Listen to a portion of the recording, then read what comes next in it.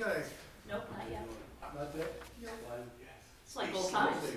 That's what, that's how We gotta guess. do it. I guess. Alright, 7:01, 7:03, and your live. Bill, something you don't like to get in the mail. I'm Jim Foot. Welcome everybody. Thank you all for agreeing to serve on the Redistricting Commission. We're going to have some fun doing it, I hope, along with some challenges. Why don't we start with getting to know each other and do a little quick introductions, a couple words about yourself. We'll go around the room. Why don't we start with David Hayes in San Francisco. David? So David Hayes on the Pacific Coast. Folks, I've been pleased to meet you by phone. I've been an Oneonta resident for 17 years, since 2006. I believe in volunteer service. I've served on a number of boards of charitable organizations, including what was once UCA, Foothills, notably First Night, and other groups like that. And I've got a deep interest in community, particularly building community bonds between individuals that reside within the city. Okay. Thanks, David. Susan? I'm Susan Lettuce. I'm in the second ward, and I like bonding too. Not money bonding then. No, bonding with different people from different parts of the city. Talk to our finance director. She likes bonding also. It's me, Lori Zimnowitz, Ward 3, and I serve on various committees for the city as well as various not-for-profits. I've been here since I came to college, Wow.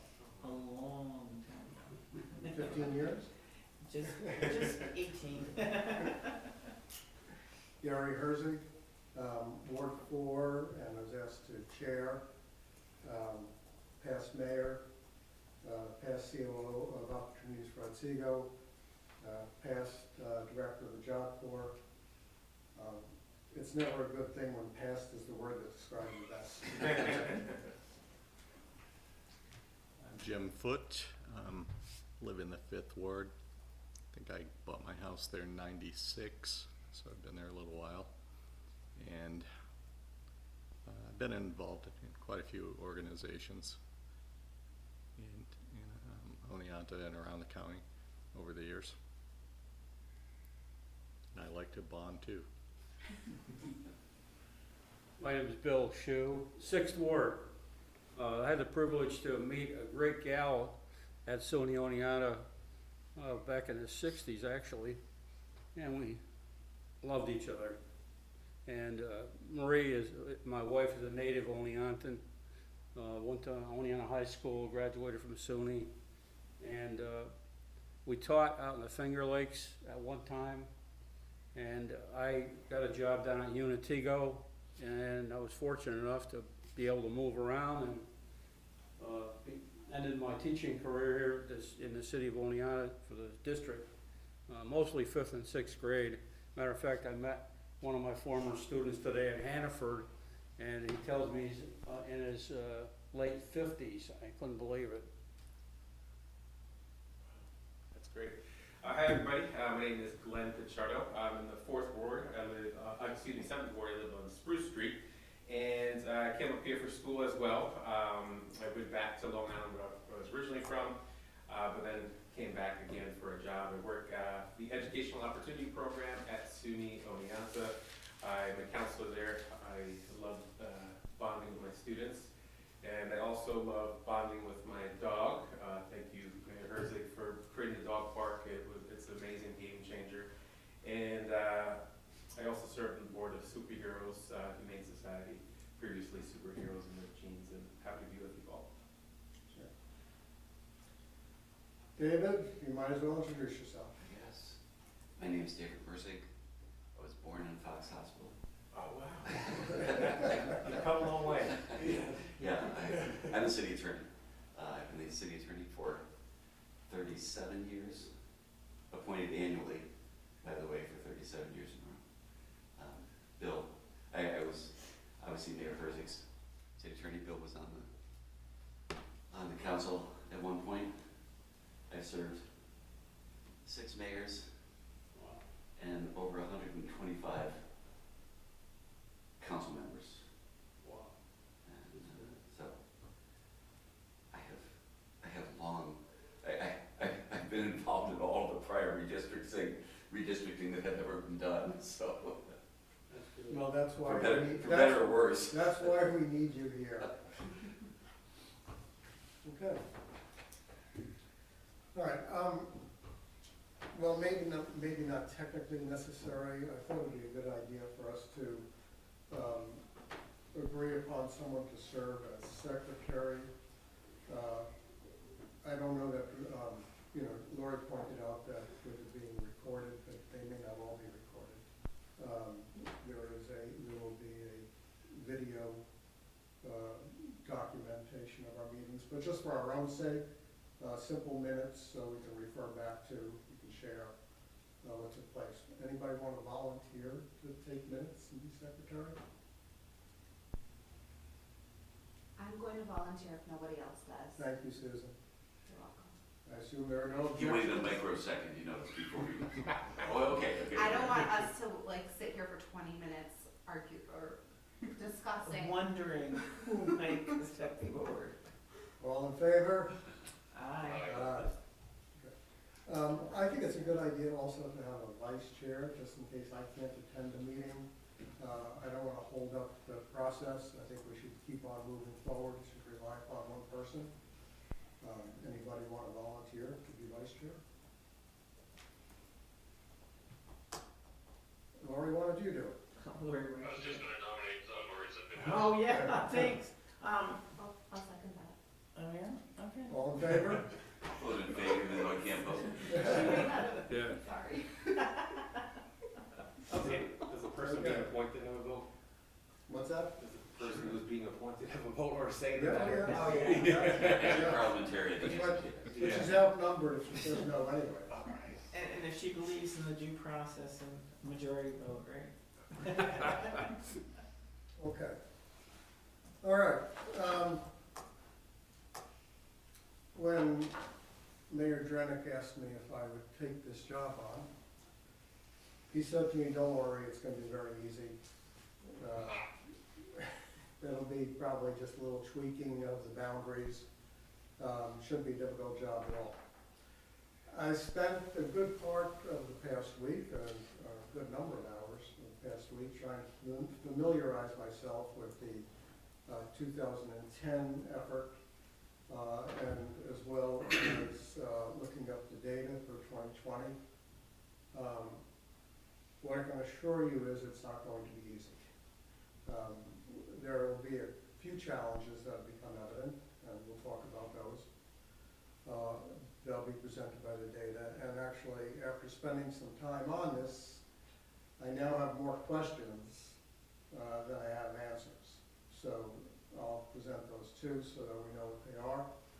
And I'm sure we will succeed in finding the answers and coming to a final conclusion. But there are some challenges ahead as we go through it, so I thought we would take a few minutes to just go over exactly what our assignment is, take a look at what data we have, what challenges I've already discovered, and then we can talk about where we go from here and how we solve the problem and how we put this piece of this puzzle together and come up with a good solution for the city. So, let me see if I can operate this. There we go. All right, so let's start with the task that we were given by the council. Our task is to evaluate the existing ward boundaries for equity and representation in relation to population, and to propose a plan for the common council in compliance with the municipal home rule law within 6 months of appointment. Now, we're already about 2.5 months since we were appointed, which means that we have a little over 3 months to complete our task on schedule. And we'll talk more about that, the timeline as we go forward. And please, any questions, just interrupt me, shout them out as we go So through. it is possible to go back and ask for a change in that, but it would push us up against, an election. Yeah, and we'll talk about that. There's several problems here. And actually, that comes directly from the charter, as I'll show you the 6 month. Yeah, They just took that straight out of the charter. but it also, Go ahead. doesn't this also push us regarding, isn't it in February people can start Well, that, getting, yeah. signed? Yes, Like- yes. So that is a challenge that we'll have to talk about, Lori. Right. Okay, so speaking of the charter, this is what the charter says for us. If I can read it, I can read on this one better. Okay, the Common Council shall appoint a redistricting commission to evaluate the existing ward boundaries for equity and representation in relation to population within 6 months after the publication of each federal decennial census. Now, we are probably, by my estimation, about 10 months behind schedule. I believe that the census data that is needed for redistricting was released in probably around October or November of 2021. So, from what I've researched, most cities in the state are either have completed or are wrapping it up. The schedule was designed for us to be complete somewhere around the end of 2022. Now, being that, as Lori just mentioned, we have an election in 2023, and our entire council is up for vote in 2023. The deadline for completing this task and having it approved by the council, I believe, is February 15th to be able to qualify for this election. I'm going to say that is not possible to me. So, And you would be right in saying that. well, even a stopwatch is right twice a day. So what does that mean? I don't know. I made a call to the State Board of Elections to ask them. Does it mean that the council just puts this to bed for 4 years, you know, and deals with it in 3 years from now? Does it mean that it gets adopted, but we continue to function under the present system, even though we have a new system? Does it mean that a special election could be held? You know, I don't know the answers to those questions. David, do you? So the staff I spoke to at the State Board of Elections did not know the answers either, but promised me that they would have one of their attorneys research it and get back to me. Still wait, I haven't heard yet, but I only spoke to them the last day or so. So that is a question that we will have to find out. Now, you know, obviously, if this just was a matter of tweaking the borders a little bit, it would not be that big of a problem. If it's a big change, or even the elimination of a ward or a district, it becomes a bigger problem. So, so that's one of the issues that we've identified as being a problem. Hopefully in the next few days, I'll hear back from the State Board of Elections and have some direction upon that. Questions? What possibility have you considered reaching out to comparable cities who may have run across the same challenge? Ithaca comes to mind. Yeah, well, Ithaca completed theirs in the fall On time. last year. Along with most of the other cities I've researched have completed theirs. So it's best to get it direct from the source. You know, I think the State Board of Elections is the most reliable source for us to, unless David, you have other ideas. I know. No, the other David. The legal beagle.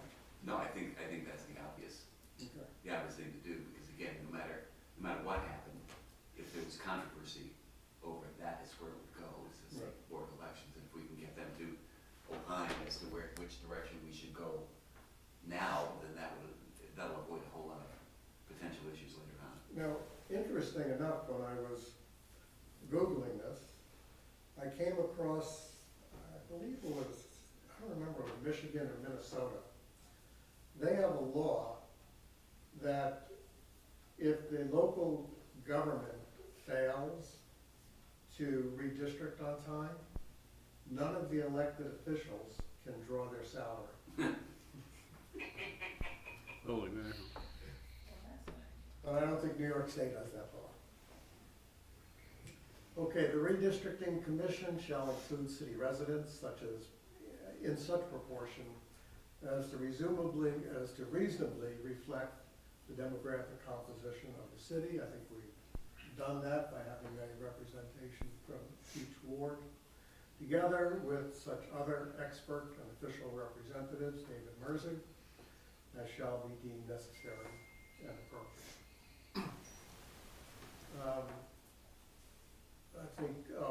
I think the rest is, let's jump down to the guiding rules. The Redistricting Commission shall apply as nearly as practicable a one-person, one-vote principle. So the question that comes up is, what do we mean by a person? So my understanding is that the definition of a person for this purpose is someone who is captured by the census. It doesn't matter how old they are, doesn't matter if they're registered to vote, it doesn't matter if they're a full-time resident, if they're in the census, they're a person. David, agree with that? That's correct. Just so you know, again, this language, which was adopted in 2016, 2014, 2016, was adopted from a model statute from the state, and that was issued by Nikon. So this language is the language that has been adopted widely throughout the state, Okay. and is a statement of principle to be in accordance with the Supreme Court determination of the one person, one vote principle that said that you can't have, again, all the obvious reasons for that.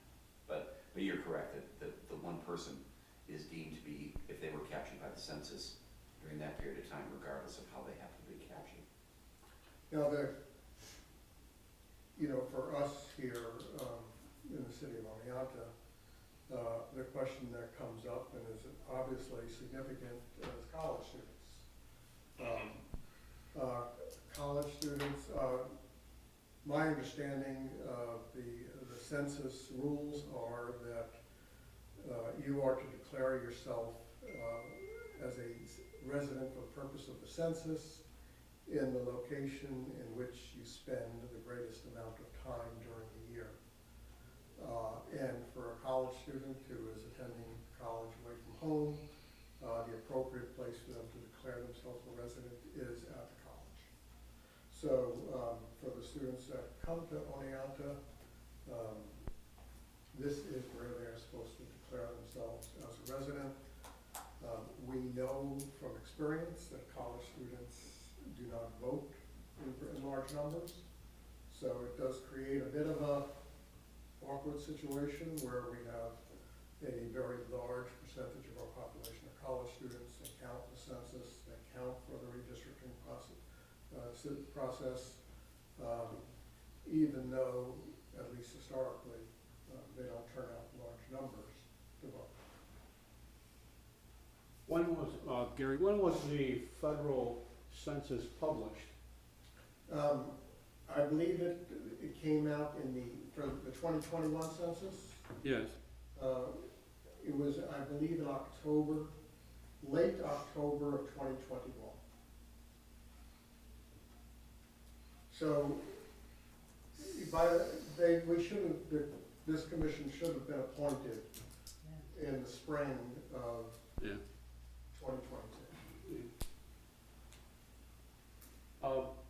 It's my understanding that a lot of the information from the federal census hasn't been published as yet in regard to race and student populations. Well, So, when they said within 6 months after the publication of each federal biennial census, does that mean all of the necessary criteria? all of the necessary criteria for the census was published in October of 2021. Because some of those factors are gonna could influence the And redistricting. again, if you go on the census website, which anybody can, and look up the data, there is a criteria of 2020 decennial census data. And The date was September 16th, 2021. Okay. So that, Google Census. Yeah. so that, the information did come out Okay. back there that was needed. Right. And everything that we need is there and was there at that time. Because anybody with account for this person, so that's that.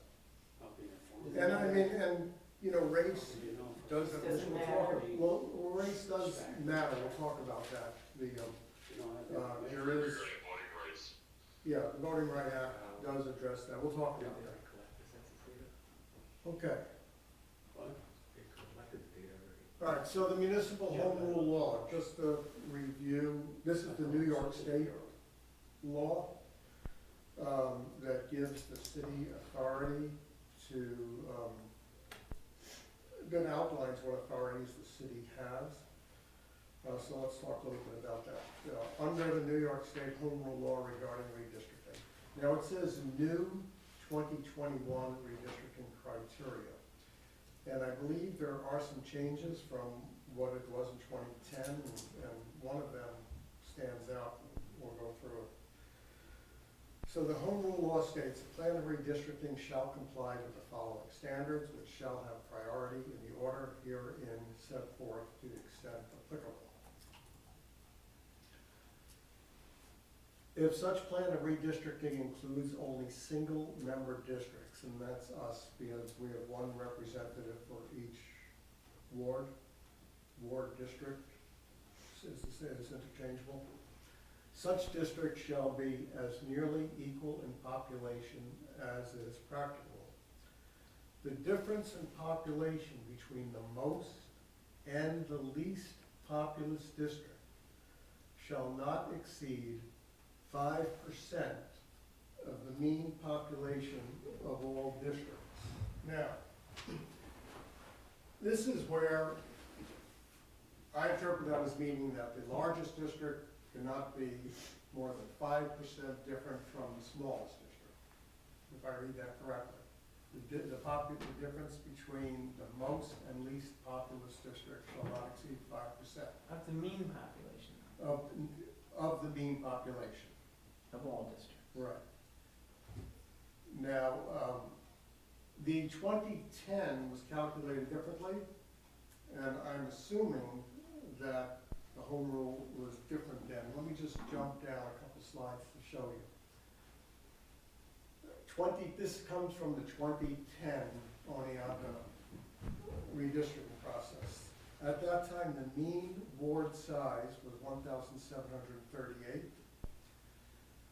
5% of the mean added to the mean would be 1825. 5% subtracted would mean 1651, which was, those were the limits used in 2010.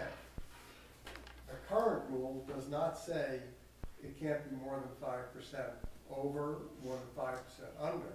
It says there can't be more than 5% difference, 5% of the median difference And this could have been a 10%. between the two. Right. So are we actually talking about 2.5%? No, Plus or what we're minus? talking about is, and I'll show you. So this is the 2010 census. This is the population of each of the wards. That's the deviation in the number of persons. And that's the percent deviation from the median. So if you look, the largest ward in 2010 was Ward 4, which was over by 4.8%, over the median by 4.8%. The smallest ward was Ward 8, which was under the median by 3.8%. So you can see the difference between those two is 8.6%. Can I, you're using median now. What's You that? mean mean? Do you mean No, mean? I'm sorry, the Can dip- you the- give me a yes. technical question? If we can get a definition, I think I just heard between the distinction between median and average. If I used the word median, that was a mistake. The correct word is mean, Mean. and mean is the same, means the same thing as average. For a person. Median does not. Median, Median is the center between the highest. median is the center Between point. the highest and the lowest. Right, mean is the synonym for average. So, Is it, because I just want to be sure, because I think it's an important point, and Yes. sorry for pressing that. I remember from my junior high school math, so it's correct. Thank you. Susan's about to dispute. Oh, I just think it depends on who you ask. Well, no, I think, But I think for our purposes, mean and average are the same thing. so, I'm assuming that when this was, since it says 2021, I couldn't find a version of the older home rule. So I'm assuming that when it says new in 2021, that was a change, and that this was done by the old rule. Whatever it is, I can probably obtain that for you guys, some old law books. whatever it is, the rule as of today is there can't be more than a 5% difference. 5% of the mean of all difference, then there can't be more than 5% between the highest, most populated district, ward, and the least populated. Understood. And I'll give. And we did check up on Gary's junior high math, and he's correct. Thank you. Mean does mean average. She Okay. did check. Well, I got one thing That was right Gary's. today. Gary's correct. Gary's correct. The internet says. The internet says. Math was one of my favorite subjects. If you ask me what I remember from my Spanish class, I can't do as well. So Bill was sort of right with the 2.5. If the highest district is 2.5 above, the lowest district can't be more than 2.5 below. Yeah, but it's unlikely that one's gonna be 2.5, but Yeah, that's what they, was stated in the RFP from New Paltz. It's on page 6. okay.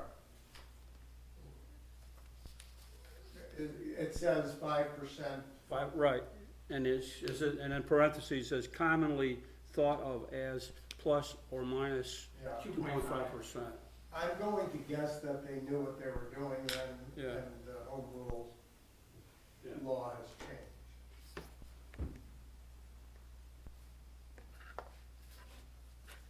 Okay. So, going back, So if we work in those parameters of 2.5, we should fall pretty Right. close to where we need to be. right, but I mean, however it plays out, we're not gonna be able to hit 2.5 exactly, so we'll have. Exactly. But if that's kind of It the may be parameters, Should It may be aim for 1 and 0. 4, maybe. Right? we should aim for 0, Yeah. but knowing that we have Knowing a that, little bit of margin. yeah. Okay, let's jump down to number 2. District shall not be drawn with the intent or result of denying or abridging the equal opportunity of racial or language minority groups to participate in the political process, or to diminish their ability to elect representatives of their choice, and we'll talk more about that as we go on.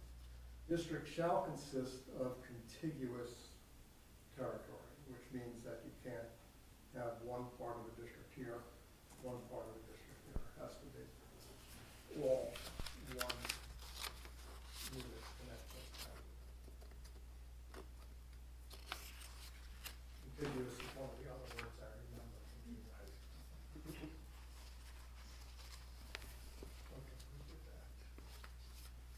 this continues with the Home Rule Act. Districts shall be as compact, inform as practicable. Districts shall not be drawn to discourage competition or for the purpose of favoring or disfavoring incumbents or other candidates or parties. The maintenance of cores of existing districts, of pre-existing political subdivisions, cities, villages, towns, and of communities of interest shall be considered. To the extent practicable, no villages or cities or towns except those having more than 40% of a full ratio for each district, and that applies to the state redistricting, not us. So we'll have to talk about the issue of communities of interest. I think that is in the Voters' Rights Act, and I think it's part of that. Any questions so far? Would our historical district be considered in this language community of interest, or is it essentially just a designation? I think there's something we're gonna hit that in another slide, but it's basically a group of people that are uniquely affected by legislation or some law, and that the redistricting should not be designed to in any way have a special impact on them negatively. And I think it is probably technically right for us to say that college students are a community of special interest here in the city of Oneonta. I don't know that there's anything we can do one way or another, but they are a group that could be uniquely impacted by certain laws or legislation. So I think that we would need to recognize the fact that they are a community of interest, and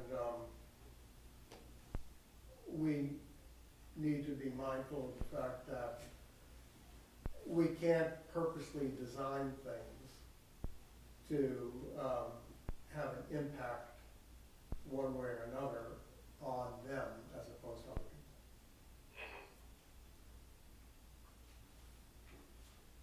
Do we David, know- does that sound right? Yes. Do we know in the census how many of our students actually were counting? We don't. Yeah, that's part of the problem that Lori's hit upon, is that the desire of the census was to self-report this year, and they designed it to be reported on the internet as much as possible by self-reporting, and then only sending out canvassers in order to hit places where they believe people were but had not responded, going to particular residences or something like that. So it's and historically we have talked to folks who have said that college students have very frequently, when they've been self-report their homes with their, wherever they are outside of the city of Oneonta. So there may be, it would not be unreasonable to assume that there's underreporting. Oh, absolutely. So, Yeah. for a myriad of reasons. Yes. They may have never been caught, they may have not been picked up one end or the other.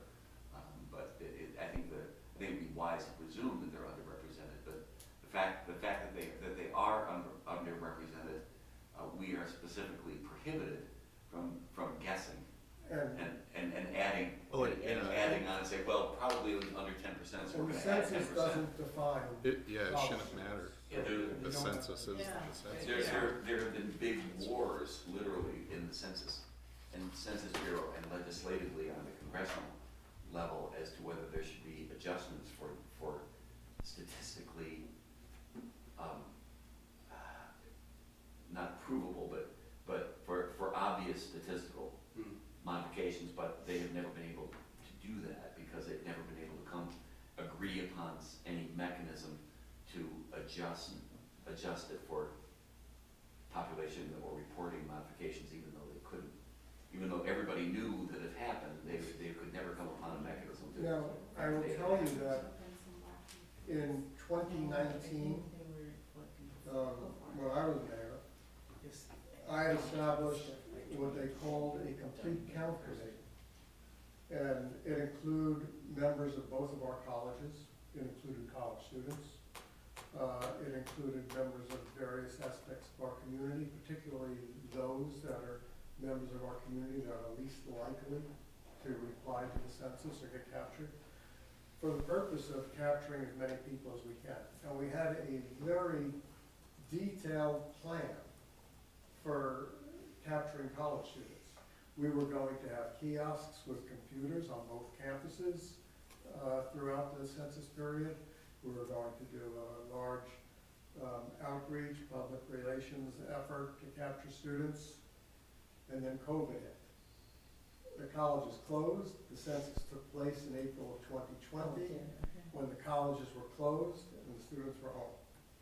So all of that fell apart, and so it is very likely that we have a significant number of college students who were not captured because the census was taken during COVID, during the depths of COVID. I was going to say the height was the depth of COVID. That's unfortunate. Okay, moving on. All right, in addition to the Home Rule Act, there is the federal standards under the Voting Rights Act. This slide comes from the consultant that the city used in 2010. Is there a minority group that is sufficiently large and geographically concentrated to constitute a majority in a single member ward? We can check the census. Race is reported in the census. But I would also, unfortunately, we don't have that great level of diversity in the city of Oneonta, but I would certainly say that the representatives from each ward should work with your council member in identifying any special populations of interest, any concentration of minority groups of any type that you think need to be recognized and addressed in the process. Do minority group members vote cohesively as a block? And does the white majority vote as a block to defeat the minority group's preferred candidate? I think these are questions that are best discussed between the members of this commission and your council members to identify if any of these concerns exist in your ward that need to be addressed. Don't we have the data from the Board of Elections? We have the data by race. Yes, we can access that. But it wouldn't be aggregated according to which candidate each race voted for. We would have no way of knowing that. Is this all secret ballot then? Well, you can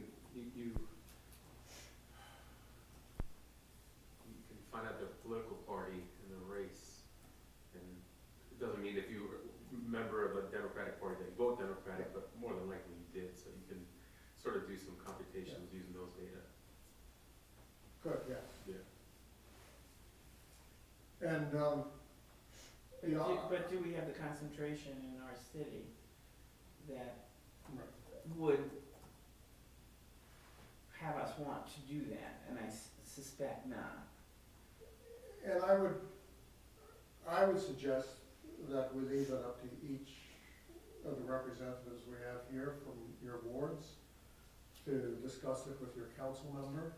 And if there is any thought that there is a concern, that it be researched further, or bring it here and we can research further and discuss it. That would be good homework for this, coming out of this meeting.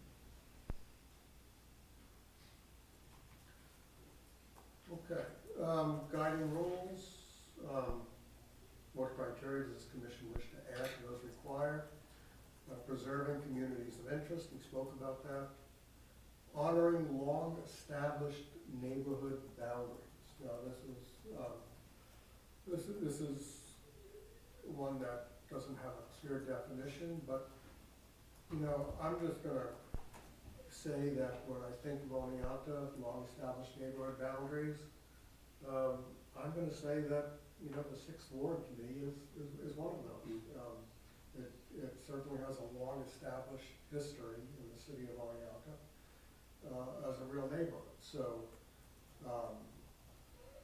I think that, to me, is a reasonable, that type of thing is a reasonable consideration, in, not deleting the Sixth Ward, you know, as a district. But, so it's that type of thing. Taking account of administrative needs of the county, board of elections, I don't think that's a concern, because one, we all vote in one location, we don't have separate locations. And, you know, unless we're gonna go to having 25 different wards, I don't think it's a concern. And without a change to the charter, we really can't. We can make a recommendation, but Well- we can't change the charter if the charter has 8 wards. Well, we have actually, wards. we can't do anything. Right. We have, by the way, that's something to mention is, we have no authority. Our job is to make a recommendation, to submit a plan to the council as our recommendation. The council can implement it, the council adopt it and pass it. The council can change it, the council can throw it away and come up with their own plan. So we have no final authority on this.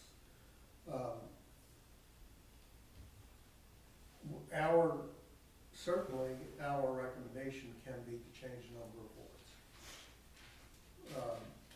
The 1973 redistricting changed Oneonta from 6 wards to 8 wards due to expanding population.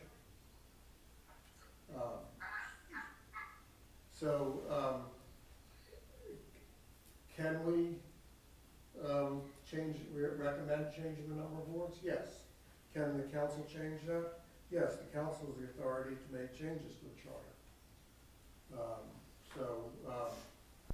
They specifically have the power to change to establish an increase in diminish wards. Now, Unless it lessens the power of the each council member, correct? Then it has to go to referendum. So if you went to 12, and they were 1/12 vote versus 1/8 vote, don't That think would- that applies to individual Sure, council yeah. members, I think it applies to the position of council.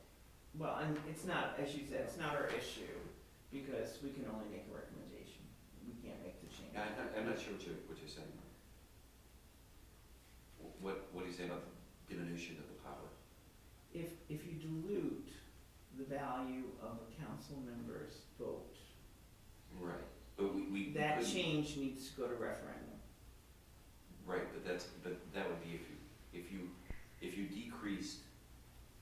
decreased the number from 8 back to 6, Then for example. that would not decrease their value. But if you went to 12 or 15, let's just suppose, then it would. I'd have to take a look at that. And my understanding is that would have to go to a referendum.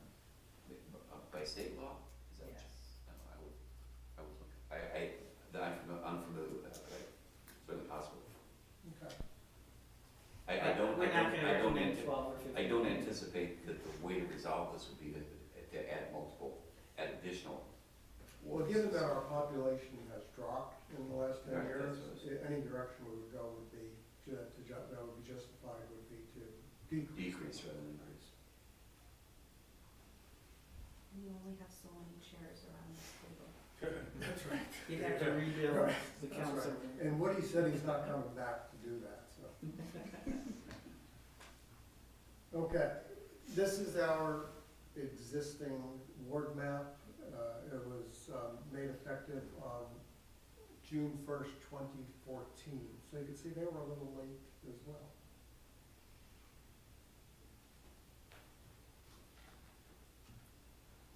Okay, This was, I just put this on there because it's the first page of the presentation that was made by the consultant, so I just want to talk about that. In 2010, the city hired Joshua Simons, who worked for the Benjamin Center, which is a center that supports local government, and they're affiliated with New Paltz College, New Paltz University. SUNY New Paltz. He led the effort for the redistricting for the city back in 2010. Mayor Drenick did contact him back, I think it was last summer, because he submitted a proposal to the city in September of 2022 to provide consulting services. He didn't include a price with it. I tried to contact Mr. Simons and found out that he no longer works with Benjamin Center. He now works for the state of New York. He works for the comptroller's office. So I tried to contact the director of the Benjamin Center with no luck. I received, but I tried by telephone and by email with no luck. So I actually emailed Gerald Benjamin, the founder of the Benjamin Center, who's no longer involved, directly, and told him I'm getting no response from anybody. And he responded right away and said, I will see to it that somebody contacts you. That was just today that I heard from him. So he said, I will see that somebody contacts you. So one of the things that we will have to talk about is, do we want to hire a consultant? And if we do, what is the scope of work we're looking for from a consultant? And let's talk about that at the end when we see what some of the issues are that we have to deal with. Questions?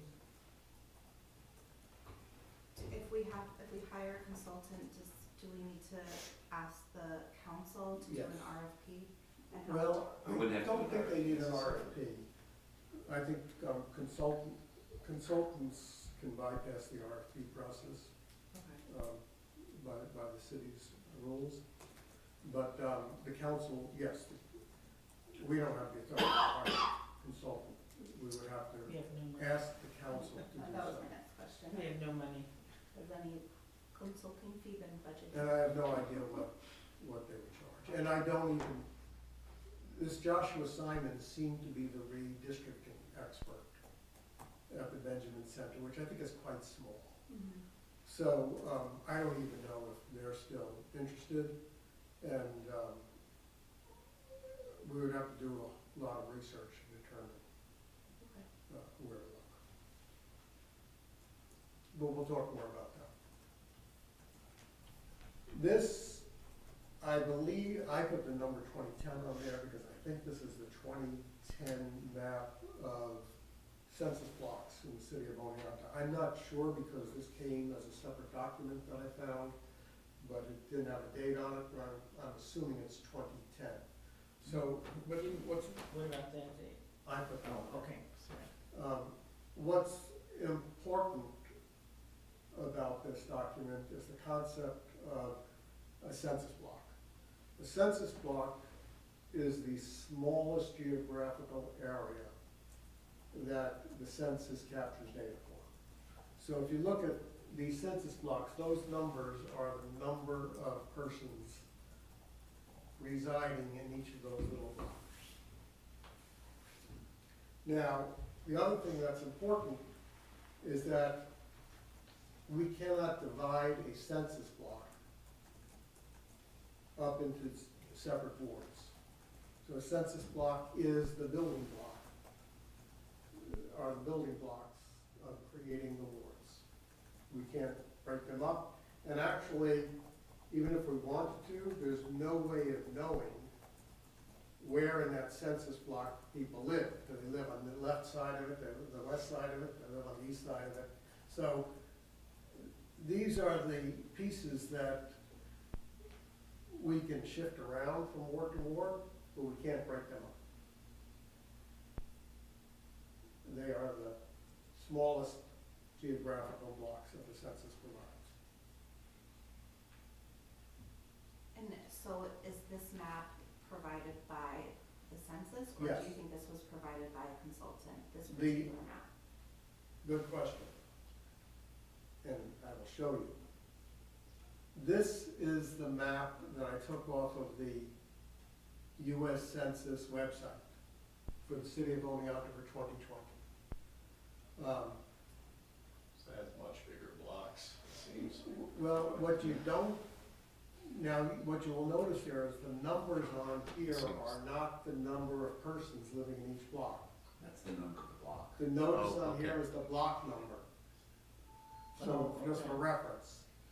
What I found is that there is no way to print or even to see the map with the numbers on it. There is a separate table where, with the numbers, and on the map, on the website, if you take your mouse and click on one of those blocks, it will tell you how many people reside there. But it will not show you a graphic like the one you saw before. The other problem is that this does not divide the blocks up into our wards. So, you'd have to, it's a little bit of a struggle to determine which block the wards are in. It's doable, but it's not that easy. Do we know if the block, well, I guess the blocks from 2010 are not consistent with these That's books? correct. They've changed, some of the blocks have changed. Okay. Is this, So, This is why we get a consultant. now, what we need is, we need a map that has the current blocks. The map needs to show the number of people, I think for ease of use, then just like the old one I showed you, shows the number of people that reside in each block and has our current wards overlaid over it. Now, this is not a hard task if you know how to do GIS mapping. so I was gonna ask if the city has a GIS person? We don't. I spoke with Dr. Cardea at college to ask if they have a GIS mapping program. Oh, we have a GIS person now. We have a GIS person? Yeah. Well, maybe, She's amazing. well, Yeah. then, It seems to me if we could get the data from the it's, census, it's not a hard thing if you have yeah, a GIS. then we to do just it. simply upload it. And then So- we could have layers of past maps for, Exactly. you know, Exactly, current data. exactly, Jim. It'd be really easy. So, on the other side, is I'd love to get the college involved. And Dr. Cardea referred me to Tracy Allen. And I spoke with Tracy Allen about it, I gave him all the information. He is very excited about the idea of making this a project for students under the supervision of a professor who does GIS mapping. What? So unfortunately, the college has been on break, classes resume tomorrow. Yeah, and the problem is, we're also under a huge deadline. So, I love the idea, but so that's what, How do the you other option coordinate? is, the county, which we can talk more, which we will talk more about. So now, here's some problems that I uncovered. So if you take a look, let's take a look at this, map here. Look, and you see in the northern part of the city, you'll see an area that is darker. Darker means higher density. That area that you see in the northern part of the city is the SUNY campus. You see the one that's the darkest block there on the SUNY campus? That census block has over 2,000 persons in it. Obviously, that is not manageable. One, we can't have a ward in the city with 2,000 people, let alone having 2,000 college students. But we have 2,000 people is too big of a ward for us to have. Now, it wasn't like that in 2010. And here I've compared to you the 2010 census on the left. You will see that that block was 6 different census blocks in 2010. For some unknown reason, the Census Bureau combined that into one block. So, with over 2,000 people in it. To make it even more complicated, that block stretches across 4 of our wards. It touches on the 2nd ward, it touches on the 3rd ward, the 4th ward, and even sticks its toe into the 7th ward. So what do we do with 2,000 people in one census block that stretches across 4 wards? David, do you have an answer for that? No. Could you challenge that? Well, we're going to have to, To appeal to the Census Bureau. well, we're going to have to do something. I don't have an answer. Similarly, they did something similar to not the same extent with Hartford College. Hartford College, the residential portions of Hartford College in 2010 was divided into 2 blocks. In 2020, the entire campus that has buildings on it is now in one census block with almost 1,000 people in it. And you can see the map on the right.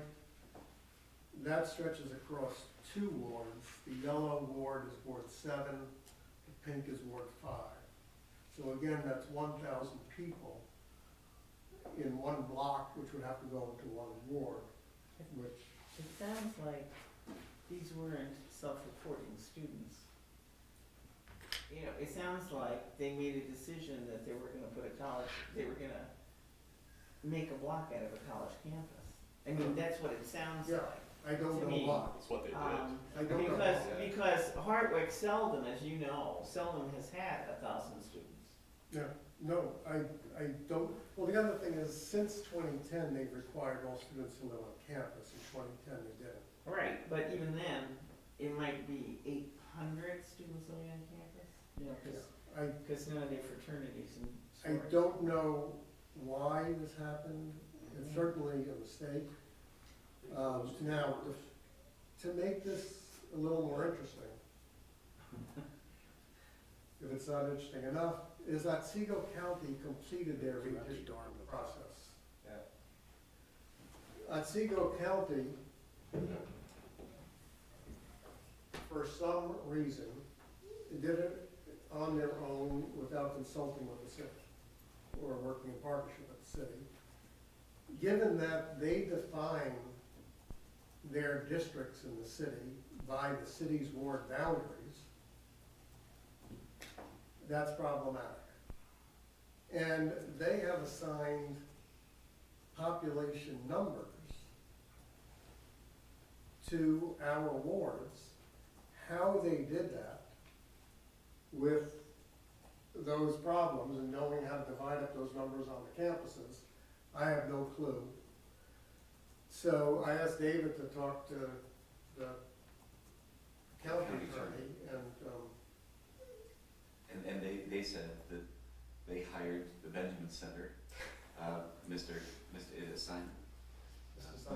Mr. Simon to do it, and he did it, and they followed their recommendations.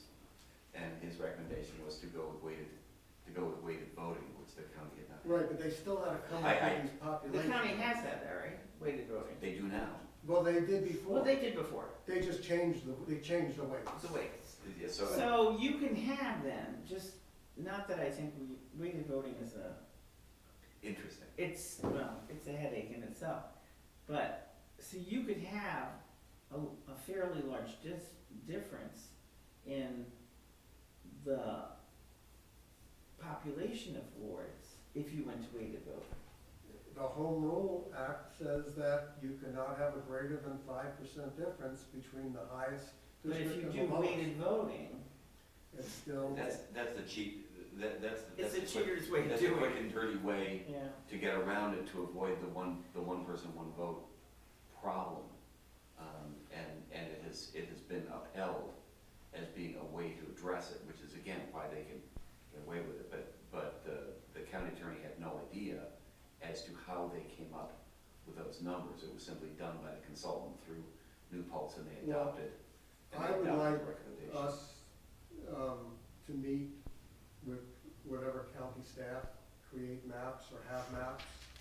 So we That's can- real property tax service. So we can sit down with them and see their maps and how they assign the population or determine the population. Because in the end, what we do affects them, because Oh, yeah. they define their districts by our ward boundaries. When we change our ward boundaries, which we're going to have to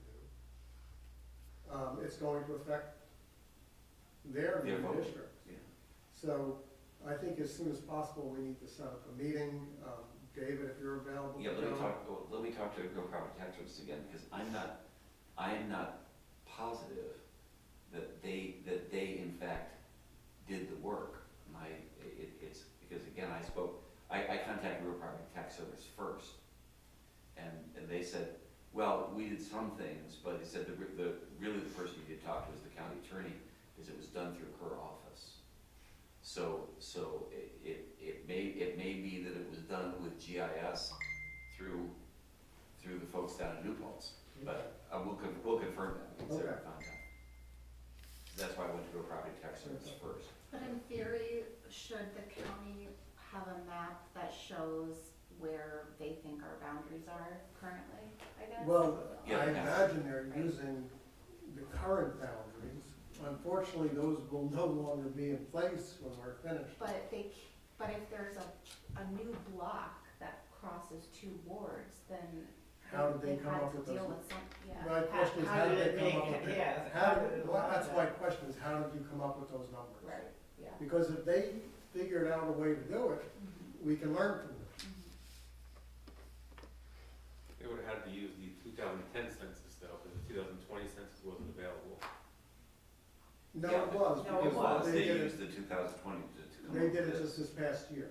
Oh. This is their 2020. And the question is, how did they do it without violating the don't break the block rule?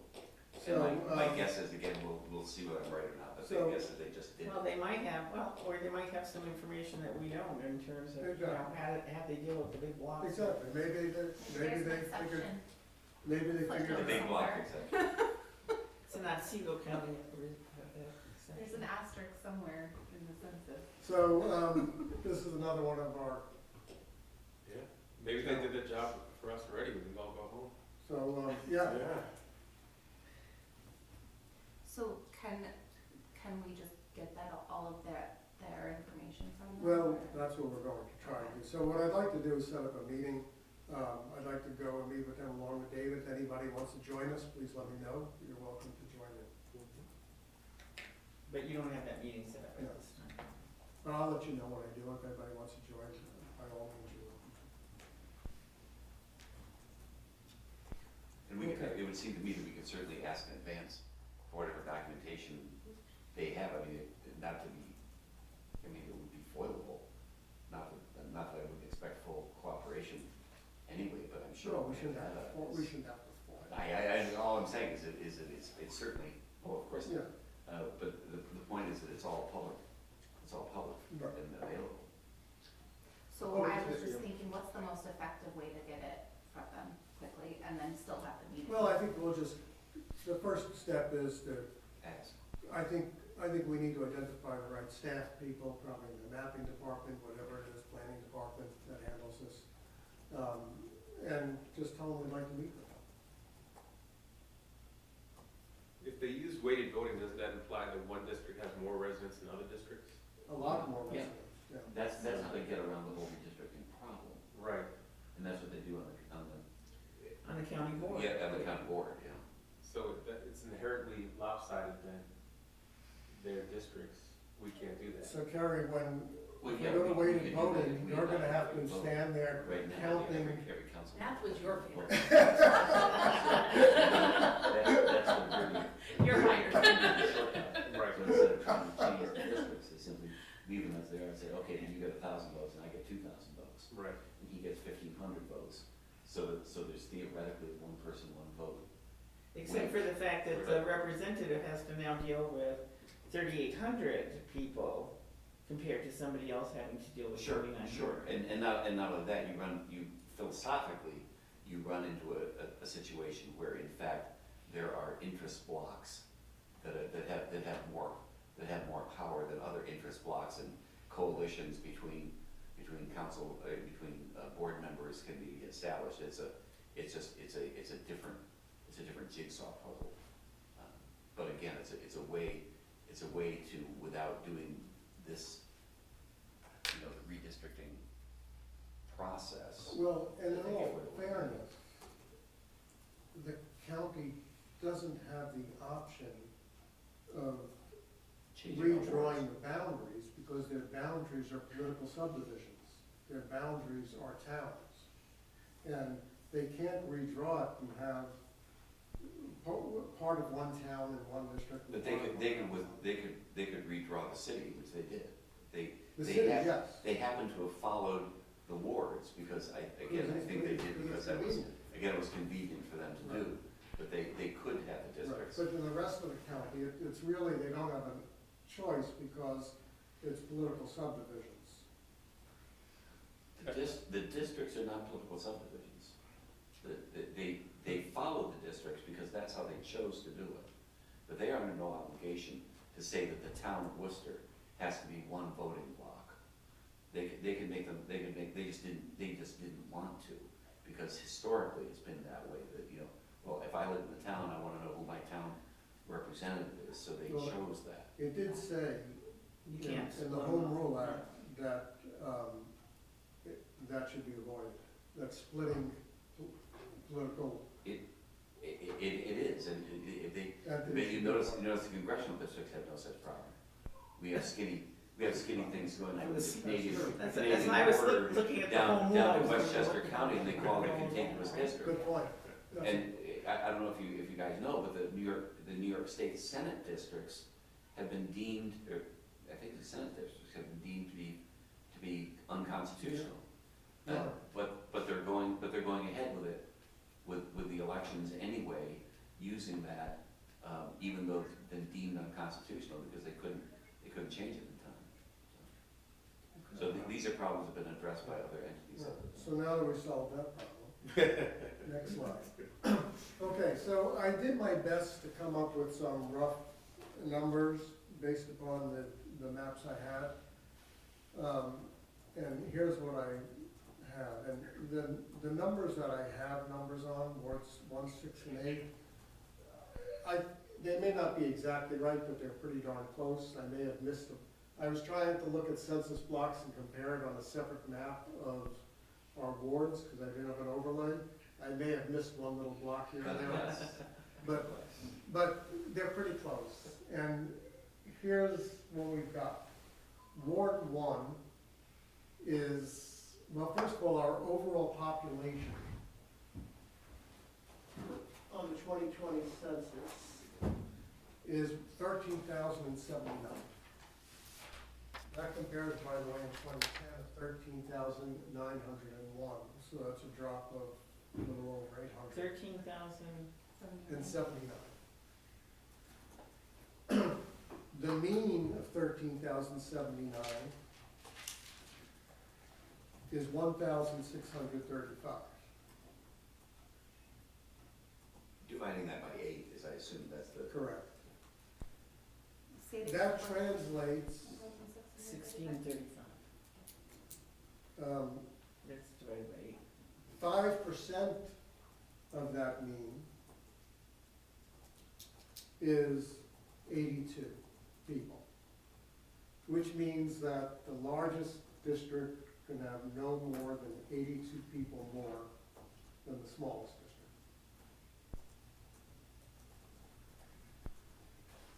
Now, here's our next challenge. Ward 6 has lost over 300 people. Has lost almost 400 people in the last 10 years. Ward 6's numbers are down to 1,326. Again, I could be, this give or take a small number, it's not exact, but it's close. Ward 6 is down. As of right now, Ward 6 is 19% below the mean, give or take. That's 309 people below the mean. They cannot be more than 82 people below the highest district. That is going to be a challenge. Also, given that it is a requirement that a district is contiguous, the only districts contiguous to Ward 6 are Ward 5, which is contiguous on the map, but in the real world they're not really contiguous because they're separated by the railroad, and there's no way to cross that railroad legally. And Ward 1, which again on the map is contiguous, but they're on opposite sides of the city separated by Neola Park. They're really not in part of the same. So, and on top of that, Ward 1 is right at the mean. So removing people from Ward 1 to Ward 6 is not going to work. Ward 5 we don't know because the other wards we don't know where they stand because of the college, are all affected by however that college ends.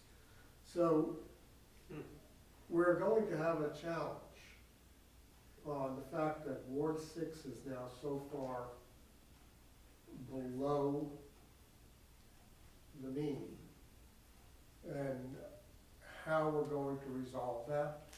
And that's where the possibility of the only solution coming into play being going to 7 wards. Eliminating a ward and breaking. Putting it in. And But just, they have to be contiguous, right? well, just for an example, I'm not saying this is what we're considering or doing, and Vicki, don't quote this, but, These are ideas. Yeah, the videotape will. but, you know, like, the 8th ward is contiguous with almost, is a small ward, and it's contiguous with almost every other ward. It's right in the middle. A lot of it's center city, isn't it? Yeah.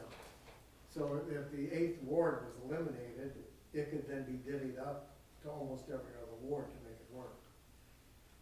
Because it's contiguous with almost every ward. Even the 6? Yeah, Leave the 6 where it is. even the 6th. It touches the 6th. If you eliminate a ward, would you increase the population of the other wards then? What's that? Wouldn't that further exacerbate the problem with Ward 6 and the rest of the wards then? No, because No. then you'd be dividing by 7 for the mean. Well, then you could move the population around as needed to each ward to make it work. You'd add a portion of 8 to 6. So again, this is where we can't eliminate the possibility of eliminating a ward and going from 8 to 7. It would make council votes very interesting because then the mayor would never have to break a tie. That's, now you're getting back into my home turf. Well, Well- could they go to 7? Yeah. Again, there's nothing in the charter that says it has to be divisible by 2 or An equal odd votes or number anything like actually that. makes more sense than an even number anyways. Besides which, the council members have all figured out that they can prevent the mayor from breaking a tie if somebody abstains. And we can blame Mayor Mueller for that whole issue, but that's a story from 20 years ago. It's just rippled across the state. And I tried to get them to change that, they refused. I know. They like that power. Thank him. What would be the, I'm just thinking out loud here, because Ward 6 is basically a homogeneous area, so, and it's only at 1,300. If we added a district, it's 9 districts, we can maintain 1,300 would probably be around the mean for 9 districts, and we could maintain that. There's no reason that can't be considered. Then we might run into Lori's problem But where it has then to you go to probably the- have to go to a referendum, the because you would be referendum. reducing the value of each of the 8 spoke by 1. It doesn't- Of course, we have that whole new 2,000 people district, or Except not where district, I would- No, I'm just census saying block. in a council vote, in a Right, council right. vote. I'm just talking about. Because that was one of the issues, Gary, that came up when No. you wanted to vote. I know. And now, that could have changed in the state laws. No, you're right, you're right, that's. But it was, so I'm just saying, we just need to understand that if we increase it, we probably would have to look at going to a referendum for a new ward. I guess we One need to thing I know would what our wanna- options are. One thing I would wanna check is, does the law mean that you can't reduce the powers of a certain title of an office or of an individual who holds that title? I can certainly look at that. Yeah, in other If you're words, creating, if you're not creating new changing the boards, powers of council Of members. council, and you're not changing the power of council, or a council member. but each council member has a lesser vote. Right, and so I don't know the intent of that law, whether it's to, And it's been far enough along that I don't remember, yeah, It's the, not clear. all the specifics. it's not clear, it's just one sentence. But- Seems to me we need to know the options we have with that new census block. Yeah, what we can do well, the first before thing we need, We need to figure out that big college Right. thing, Yeah. and we need to figure out what the county did. That too, yeah. okay, Guess we better all right, so start a list and prioritize it. challenges. We'll have Number it by one. 2030 census. First challenge, figure out what to do with the consolidation of the SUNY campus census block. I'm gonna say first step is meet with the county, find out how they did it, talk to the folks in New Paltz, ask them if they did it for the county, tell us how you did it. See where those two lead. Hopefully, in the next few days, we can get some answers. Maybe we could check, for example, see what Ithaca did, for example, with Cornell University. Yeah. Well, yeah, It's gonna depend on their blocks. I'm assuming that they didn't have that problem, I mean, They probably had many blocks, because they have like 25,000 students. you know, Spread all but, if they have the same problem, certainly we could talk to them. And then similarly, Harper College campus, same problem. Once we resolve that, we have to look at how are we going to deal with the fact that the 6th Ward population now is so far below the median. I keep saying median, I wrote median, below the mean, Me, yeah. and how are we going to, Build it back up. yeah, that's your job, Bill. You need They used to throw birth control pills in the drinking water and the reservoir, but it Bad doesn't. move, bad I move. retired. That was the time the 6th Ward too, probably thought about that. So, We figured it might help the deer population too, but they didn't. Fertility pills, I mean.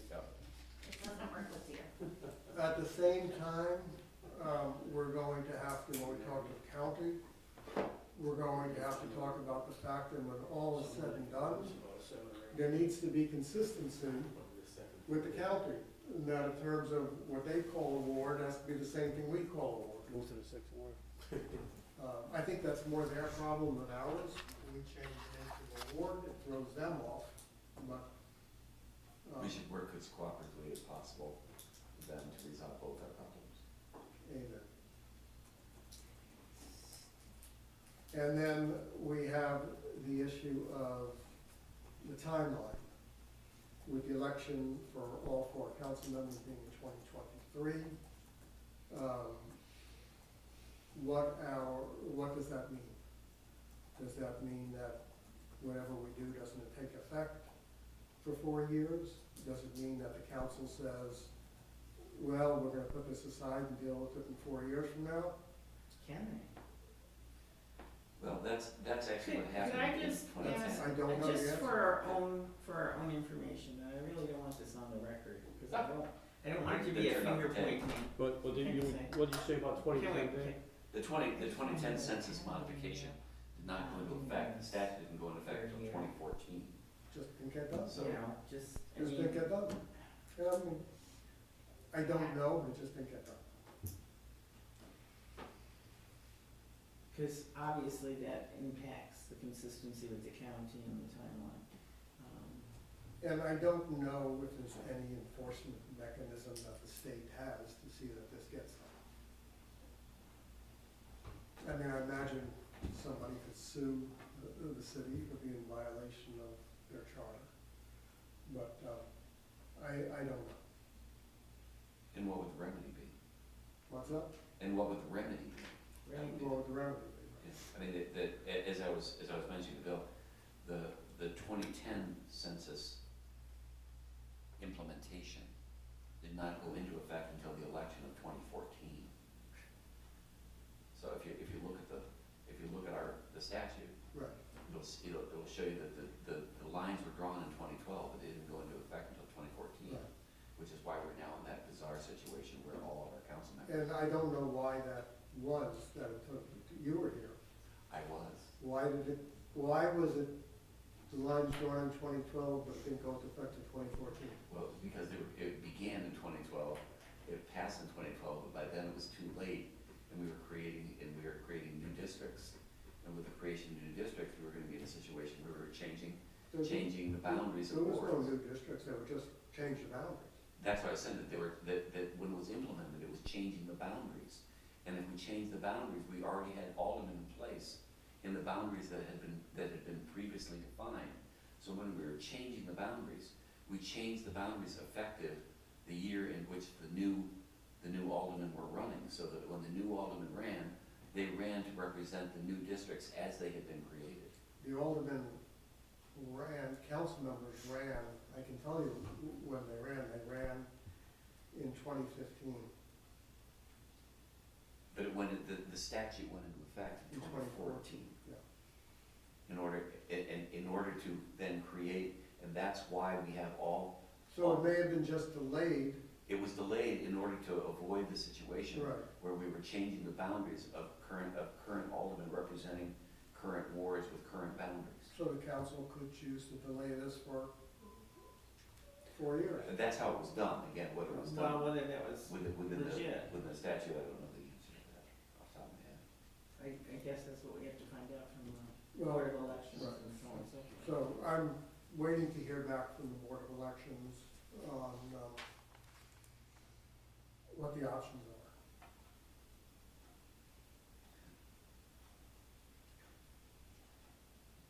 Can I go on that? So, now that we've solved all the problems,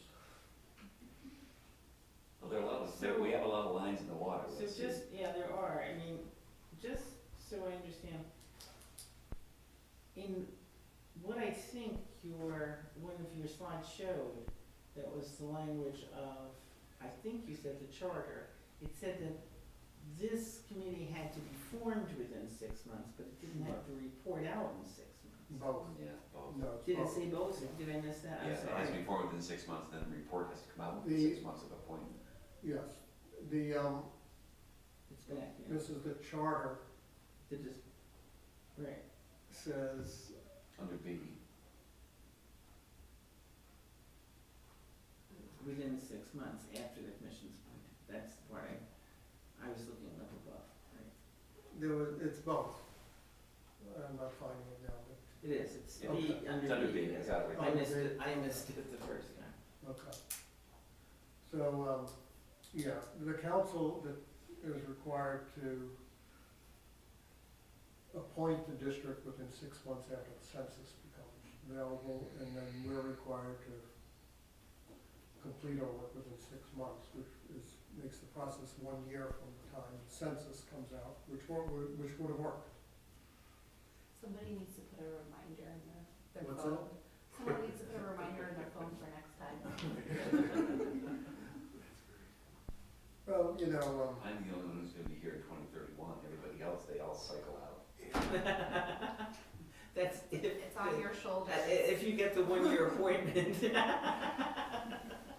After 36 years, nobody knows any better, they don't. okay, so, any questions, ideas, solutions? I'm concerned about the time frame and the need to have someone who's been there and done it. It would've been nice if the Benjamin Center had Mr. Simons on board. Maybe there's someone co-equal. Well, that's what I'm not optimistic because I couldn't even get a return. The state But, I did, Yeah, don't ask them. just shortly before I came here, I got an email back from Gerald Benjamin, who's probably 80 years old now, and he's no longer involved, but he answers his emails. So, The SUNY intern and the professor, I was just thinking if I handed or you handed them a copy of this saying, okay, what part of this can you do? Can you do all of it? Can you do 1/10 of it? well, I think the part that they would be able to do would be take all of the data, create a GIS map, as Jim said, in layers, so that it could show an overlay of the wards, it could show an overlay of the census blocks. And the population in each area. And the population in each census block, and that would be a working tool for us. And then they would need to be able to, on our recommendations, move things around. If we say, well, how will it look if we move this here, they would be able to create a new map, and that's what we would need them to do for us. I would, That might be able to be done within the city. Yeah. And maybe, And that's it. if that's Sure. an option, I think going forward, it might be. can you check whether our GIS person can do that? Absolutely. Has the ability to do that? We have the data. And the census data, can be exported out of their website into an Excel spreadsheet, This, which then could be used. this spreadsheet that you sent That you us, sent. what is I that? think that's 2010. Oh, okay. But you can export the data with the number of population out of the website into an Excel spreadsheet, which they could then use to create a, Can you send This- us the link of where you found that Yes. information? yes. I will send you this, everybody, this presentation, and I will send you a link to the page in the census website that, and you can access the information either on a table or on a map. I think they might need K and Z files, What's that? the K and Z files from the census. What I are don't know what KZ that files? I don't know what that To means. import the map data. Maybe So he if we can had, Are if you- we had are you that, good at this, Andrew? I know about it, but I'm not a mapping person, but Okay. we have done. if we really had those Work on GIS maps that could overlay, we might be able to start seeing some solutions. Well, that's my, You Fair know, point. but Even if right we- now I can't even visualize. even what if we those got a solutions are. consultant, that'd be an easy way for us to kind of start wrapping our minds around. Well, I'm sorry, Jim, I missed, what's the, If we had those layers and we're able to just yeah. bring them up even here and just kind of move things around, and try to sort out how to make all this One of work. the problems with the, Um, with the census block information on the website is you can click on the map on each census block and it'll tell you how many people are in it. Yeah. But there's no way to have a visual map with the number of people in it. So, Right, that's why we need those layers. right, you have to have somebody who can put those into, Right, export it out, the data out, and then put it into a map layer. correct. Yeah. Yeah. So I'm sure that SUNY has the capability of doing that, if we can coordinate that. Yeah, I think the city. And maybe, and Terry will check and let us know. I'm emailing them right now. Okay. Because the sooner the better, yeah. Agreed. If we get the right files, we might be able to do it in Google David, you've Earth, done this for the, to be what do honest. you think? Again, I'm in the same position that I think the county attorney is in, that we hired a consultant. The consultant did all this stuff. They made recommendations, presented 4 or 5 options. The options were then reviewed and adopted by the council. We did nothing in-house. What we're doing here is that instead of buying a blanket at the store or getting someone to print a blanket, we're talking about knitting a blanket for ourselves. And again, since the same guy who did our 2010 was our 2010 consultant, also did the county's 2020 and had submitted an RFP to do ours, we just have really bad timing. Now- Because I'm wondering whether in fact whether Mr. Simon did a lot of this stuff already for the county. Now, I will say this. That's why there's no Mr. bill on the Simon's, thing. Mr. Simon's resume, which he submitted with the current proposal, we are the only city that he ever did redistricting for. He seems to have a lot of knowledge of redistricting, and done a lot of research of redistricting, but he lists us as the only municipality he ever consulted with to do redistricting. I'd Secondly, still be interested as whether he had done the same groundwork when he was working on the county, that some of which we're looking for, because it would seem to me that they would have had to, in order to come up with the numbers that they came up to even do the weighted voting mechanism. the other thing is I looked up a number of cities that are close to our size, and we are one of the smaller cities in the state, but, Ithaca, Kingston, Portland, none of them use a consultant. They all do it themselves, and Simon's never consulted for anybody else, so that's a bit of a mystery. I'm going to propose something. There's some, really great people around the table. It's a tough little problem, but I think that we can collaborate, just get this thing figured out. We've got essentially 3.5 months. I don't see this as being enormously difficult. I mean, we really have like a year. Maybe not. Let's see Well, what the board again- person says. Again, we kind of don't have a year because Not a year. I think quite a few, all of our council members, whether they're gonna run again or not, all of those positions have to go out for signatures starting February. My understanding is February. Correct, and Storm. just understand, it's impossible for us to do it, even if we Agreed, recommend it, agreed, it cannot but- be done by that day. Right. Therefore, where we go from there is gonna be a more interesting. Now, the state, in the state elections last year, the state changed the date of the primary because the redistricting process was not completed. They moved the primary back. Right. And again, my understanding is that I believe it's the Senate, I'm not positive, but either the Assembly or the Senate, the districts have been declared as unconstitutional, but they're still going forward with the election because they don't have any redistricting that has been constitutional prepared. I think maybe in the House, they had the election, but they're gonna have to run again, different. When they run again, it's gonna be different. We're now into things that hopefully will have an answer. Yeah.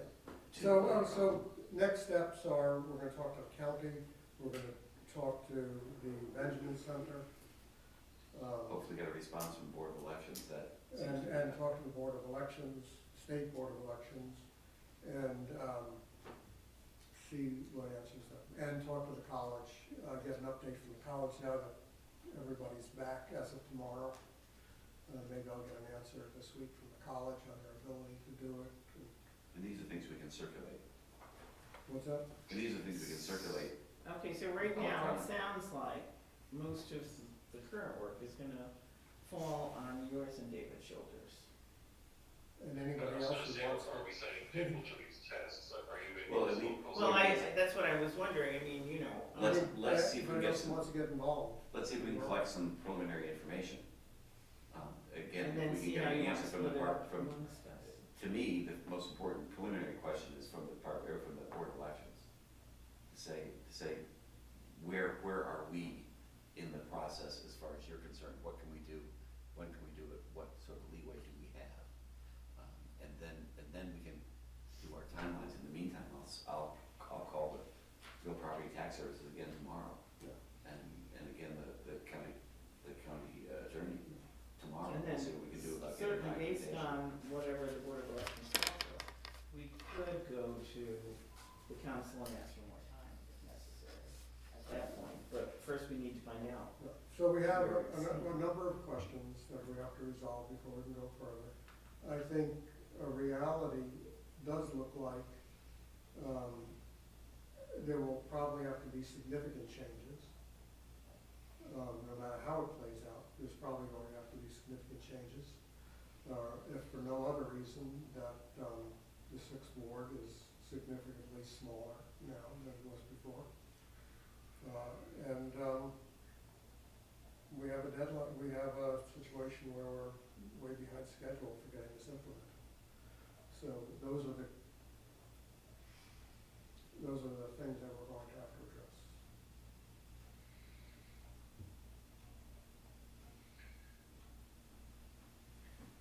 Okay, do we want to schedule the next meeting? I know we don't know what information we have, but, the availability of this room, Carrie tells me, is not that available. So, she did send me the dates that it's available. When are you looking early February? When are you- Yeah, let's start in February. So Wednesday, February 1st, it's available all evening. Thursday, February 2nd, which I initially asked you to cross off your list, is And now that's available. like a week from now, is that? Right, Yeah, that's why I'm we- wondering how much No, time. that's not next week, that's the week after next. What's today? Isn't it? Today's No, the that's 20th. Oh, that's next week. Oh, They're only 28. Right, okay, that would be next Wednesday, that's next Wednesday. February 1st. Well, if we don't have more information, we can cancel it. We can schedule it, and if we don't have more information to meet, we'll cancel it. And after that, Craig, what did you say? Tuesday, February 7th, you would need to be done by 6:30 PM, it's a council night. Thursday, February 9th, you would need to be done by 6:30. Tuesday, February 14th, that's another 6:30 deadline. Yeah, I think my wife would kill me if I had a meeting on February 14th. Just saying. Good, so what I'm saying. Wednesday, February 15th, done by 6:30. Thursday, February 16th, they have a charter review at 5:30, but they're typically done by 7-ish, so it would be a possibility to meet after that. And we like this room because of the video, right? I mean, you couldn't use like the downstairs conference room.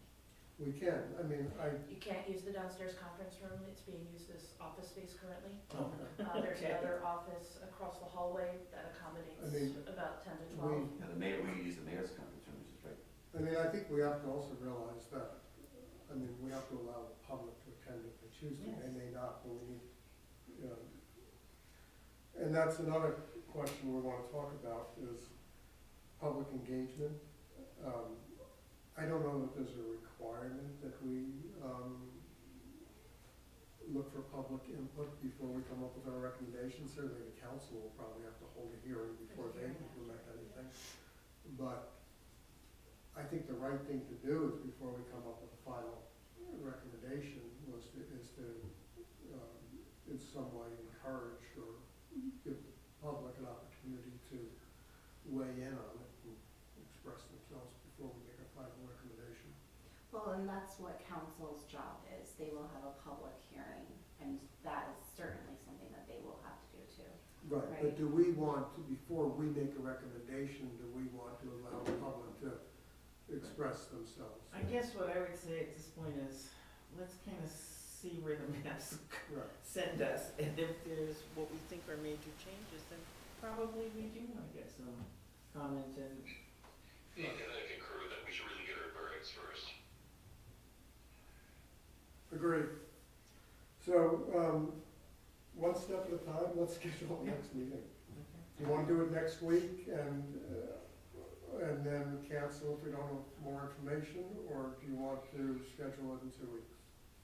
so, what do you think about taking like, what did you say about the 15th, Carrie, that could we have it? The 15th, as long as you're done by 6:30. So you would have to have an earlier meeting. Is that, That's 3 weeks away, just so you know. well, what I was thinking is, what would happen if we scheduled the first? And then if we didn't have enough information, we at least have a second meeting already scheduled, you know, that we knew about. And so I was just talking through my hat, that's all. What always comes in here doesn't necessarily No, I make think sense it's a good, I coming think out here. scheduling 2 meetings is a good idea, and we'll cancel the first if we don't have information. I think it's a good So how idea. does Thursday, February 2nd at 7 o'clock look for everybody? Thursday, February 2nd? At 7 o'clock? At 7 o'clock. Thursday, next Thursday, the 2nd, Groundhog Day. 7 o'clock. We can do it all again. Everybody okay with that? Okay. Look at, Then you want to look at,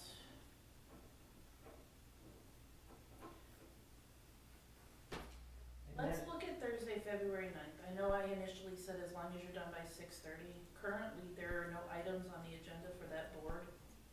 And they are also one that we can slide into the conference room and you could use this room.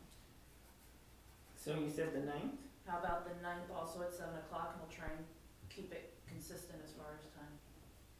is that a Thursday also? That's a Thursday also. Okay. Sounds good. Is that it? As a matter of housekeeping, if I can make a suggestion, this room is full of people who have, fairly, busy lives. I think as a policy, if we made every 2 weeks as opposed to every week, there'd be more respectful of the number of hours that we each have to, donate to this project.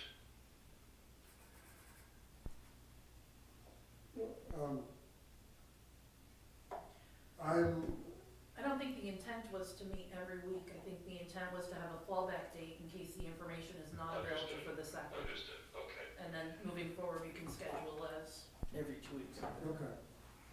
Sounds like a plan. So we've got, a tentative schedule for the 2nd, a tentative schedule for the 9th, and then we'll shoot for every 2 weeks once we figure that out, once we get to that point. And then perhaps, since we don't have assignments, perhaps as individuals, we can go back with our council members and talk about, are there any communities or special interests within our wards? And at least have that, start gathering that information. Yeah. Which would be one thing we could do. Is there something else you'd like us to do in the meantime? Well, I think On a that, local level? it's never a good idea to bring a final big surprise to the council. So I would encourage dialogue with your council members, keeping them up to date on what we're discussing. Because I can tell you from personal experience, it never goes over well when you bring a big surprise to them at the last minute. So I think that each of you should go back to your council members and brief them on what we've discussed and what the issues are, what the problems are. What we're looking at doing to move forward. I think keeping them informed and getting their input. I mean, eventually, they're gonna make the decision, so it's in our best interest to hear their input. I mean, they're invited to attend the meetings, they probably won't, but if they will give you their input, that's good for us to hear. Well, and perhaps if and when some of these issues start being resolved, maybe, a 2-minute report to the council about what we're doing, might be helpful. Yeah, and at some point, we can make a presentation to the council on where we're at and what we're doing, but I don't think we're anywhere close to knowing what we're doing to be able to do that. But I think keeping them, And I propose also that the secretary share minutes of our meeting with each of the council members. Say that again, with who? With the council? That was my next question, With the actually. members Where- of the common council. yeah, you know, there's no reason not to share those minutes with anybody. I mean, that's, Yeah. it's public information. But you're absolutely right, David, you know, share it with council members, keep them informed. Anybody else? Should the mayor, I'll include the mayor? Well, do minutes get posted on the, website? Minutes of public bodies do, these, I typically wouldn't. You wouldn't, okay. So, Just curious. what was your question? Oh, just who should I send these minutes to? So Send them to- us, common council. Send them to, And the mayor. those of us here. Sure, Carrie, send them to the council and the mayor. Dave, Mercy. Gary, I should have asked that question when you were going over the population between the highest and then the 6th ward. Did you get that information by the census blocks, or how did you get that information? By adding up the census block. You took time to add that all those up? When you're retired, you can do stuff like that. Yeah, It took me about 2 hours or so to do. yeah, it's a lot of work. 3 hours. Now, I was careful, you know, I had the ward map here, and I had the census block Yeah. here, and I may have missed a block here or there, but I Yeah. don't think I missed anything that's gonna add up to a large, Sure, large yeah. number. So you'll email out those steps? I will email out the links, you can play around with the data, Okay. and maybe you'll discover something that I missed when my eyes blurred over. But, Wow. Well, it sounds like if you think the I will GIS also person's really good, send that's you- your best bet. Yeah, that's what I did. this census information, it's not very intuitive to figure out how to get it. Right. I did find an instruction sheet that I was able to follow to get the information, because I couldn't figure it out on my own. I'll try and dig out that instruction sheet and send that to you as well. Okay. It'll tell you how to go through the filters and what to because you have to go through a whole list of filters in order to get the information. And they don't have like just something you can copy and give us that link to where the OEI information is? Yes, Or it wouldn't let us do that? We have to that's a send- good question, I'll check. That's a good question. Since you did all the work, Right, if I can get a link directly to that, that would be I will cool. send that to you. If not, I'll send you the information on how to access it. Send that to all of us. Yes, for sure. Okay, and anything that I hear from the county, from the Board of Elections, from SUNY Oneonta, I will keep informed. Well, the Board of Elections, do you think they'll, are you emailing? Like, is it in writing, or do you? Well, think it's, I think I'm gonna get they said they would have one of their attorneys call. Okay, So, that will be the first step, okay. and then we'll go from there. Sounds good. I will tell you, the State Board of Elections is one of the best state agencies to deal with. They are very responsive, they are very user-friendly, folks to deal with. I've always found them to be, excellent people to deal with. Cool. Okay. There being no further business. Okay, David, thank you for your expertise. Most of my answers were no, but, but at least I know what I know and I know what I don't know, so. You're gonna follow up. Yeah, I'll contact the county attorney tomorrow. Let's see if we can meet with staff Yeah. that can have Yeah. access to maps. Let's, again, let's find out what information the staff has. process. Yes, and I will And- simultaneously work with the Benjamin Center. Yeah. And what I'm hoping is that there's a database that was already prepared and put together in anticipation of this presentation to the county board. And if we can get that data downloaded to us, then we would be much more knowledgeable if we had the data. And then had processed some of the data, then have a meeting, I think. But again, let's see what we can find. I'll set up what I can set up as soon as I can. Sounds good. Sounds good. But I'll communicate directly with you, and then with you can be the dispersing, or Carrie can be the dispersing Okay, entity rather than me being the dispersing entity. okay. Sounds good. Okay. Yeah, you can send it to me. I know Carrie's already got enough work to do. Yes, she does. Did you